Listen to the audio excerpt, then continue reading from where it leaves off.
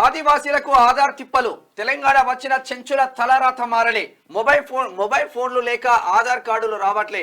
Core ఏరియాలో 9,500 మందికి no ID proofs, ఏ గుర్తింపు లేక స్కీములు దూరం. బర్త్, క్యాస్ట్ సర్టిఫికెట్లు, రేషన్ కార్డులు లేక కాగితాలకే సంక్షేమం పరిమితం. ప్రత్యామ్నాయ మార్గంలో కార్డులు ఇవ్వాలని వేడుకలు. వాస్తవం ఇక్కడ చెంచులకు సంబంధించి ఎక్కడ ఉంటారు వీళ్ళు? ఉమ్మడి మహబూబ్నగర్ జిల్లాలో ఎక్కువ మంది చెంచులు ఉంటారు. ఇక్కడ నల్లమల్ల ఫారెస్ట్ సంబంధించి అక్కడ ఉంటారు. అక్కడ చెంచు పెంటలు ఉంటాయి. అక్కడ దోమల పెంట, ఈగల పెంట అని మనం ఇప్పుడు ఇక్కడ ఎప్పుడన్నా శ్రీశైలం పోతే చెంచు పెంటలు కనిపిస్తాయి. అయితే పెంటలు అంటారు. పెంటలు అంటే ఊర్లు అని అర్థం. అంటే గ్రామాలని పెంటలు అంటారు. ఇప్పుడు ఒకవేళ బంజారాలు ఉంటే వాళ్ళు తండాలు అంటే ఎట్లయితే అంటారో ఇక్కడ చెంచు పెంటలు అంటారు. అయితే ఇక్కడ చెంచు పెంటలకు సంబంధించి చెంచు అంటే వాళ్ళు ఉండేటువంటి ఆవాసాలకు వెళ్ళేటువంటి పరిస్థితి చాలా వరకు ఉండదు అక్కడ. మేము అంటే నేను ఈనాడు జిల్లా స్కూల్లో ఉన్నప్పుడు, ఈటీవీలో అప్పుడు ఈనాడు జిల్లా స్కూల్లో ఉన్నప్పుడు ట్రైనింగ్లో భాగంగా అక్కడికి వెళ్ళినాం మేము చెంచు పెంటలకి. వెళ్ళినప్పుడు మామూలుగా కాకుండా మొత్తం అడవులకు లోపలకు 50 కిలోమీటర్ల లోపలికి అట్లా మొత్తం వెళ్ళిపోయినాం. బస్సు ఉన్నంత వరకు బస్సు వెళ్ళినాం. ఆ తర్వాత నడుచుకుంటూ జాగ్రత్తగా వెళ్ళిపోయిన తర్వాత చాలా దారుణమైనటువంటి పరిస్థితులు ఉన్నాయి.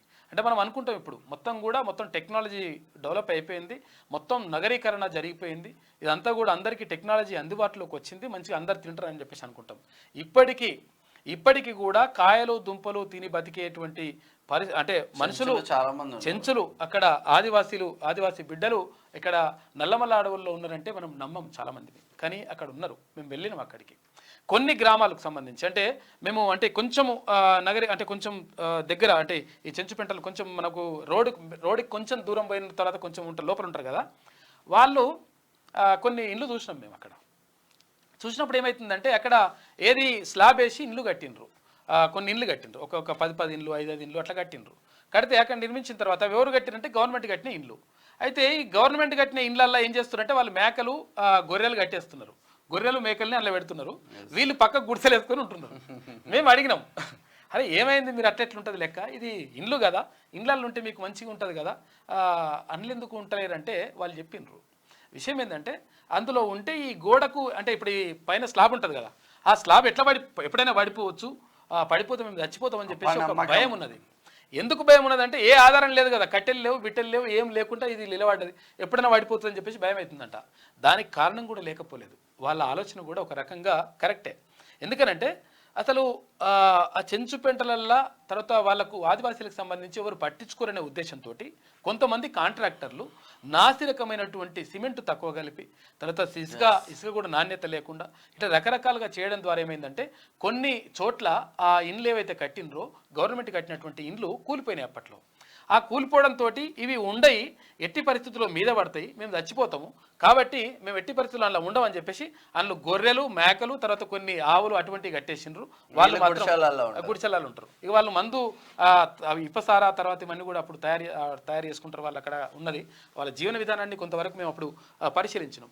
కాబట్టి అక్కడ ఇప్పుడు ఏమవుతుందంటే మొబైల్ ఫోన్లు వాళ్ళకు చాలా మందికి లేకపోవడం వల్ల ఆధార్ అప్డేట్ తర్వాత ఇవంతా కూడా జరుగుతలేదంట.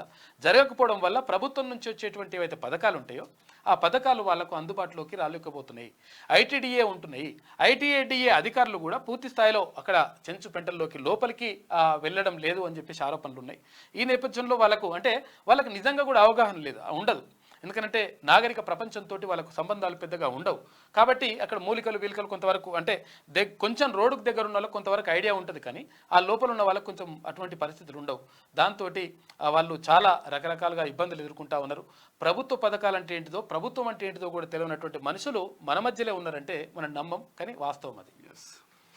క్యూ న్యూస్ ఛానల్లో పనిచేయటకు అనుభవం గల సీనియర్ డిజిటల్ మార్కెటింగ్ వారు కావాలను సంప్రదించవలసిన నెంబర్ 8688926084. qnewsads@gmail.com ను సంప్రదించండి. లైక్ చేయండి,